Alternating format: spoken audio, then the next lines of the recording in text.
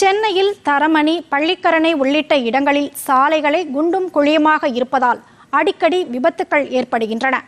அந்த பாழடைந்த சாலைகள் சீரமைத்து தர வேண்டும் என அப்பகுதி மக்கள் கோரிக்கை விடுத்திருக்கின்றனர். நீங்கள் பார்க்கும் இந்த இடம் சென்னை தரமணி.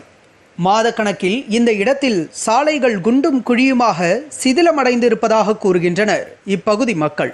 மீண்டும் சாலை அமைப்பதற்காக ஏற்கனவே இருந்த சாலை சுரண்டப்பட்டு பல மாதங்கள் ஆகியும் சாலை பணிகள் நடைபெறவில்லை. மணி மட்டுமின்றி பள்ளிக்கரணை உட்பட இந்த பகுதி முழுவதுமே சாலைகள் குண்டும் குழியுமாகவே காட்சியளிக்கின்றன. பருவமழை காலம் என்பதால் பள்ளங்களில் மழைநீர் தேங்கி எங்கு பள்ளம் இருக்கிறது என்பதே தெரியாததால் அதிக அளவில் விபத்துகளும் நடக்கின்றன. தமிழ்நாட்டில் வடகிழக்கு பருவமழை துவங்குவதற்கு முன்பு சென்னை மாநகரில் 3664 சாலைகள் கணக்கெடுக்கப்பட்டு அதற்காக 392 கோடி ரூபாயும் ஒதுக்கப்பட்டது.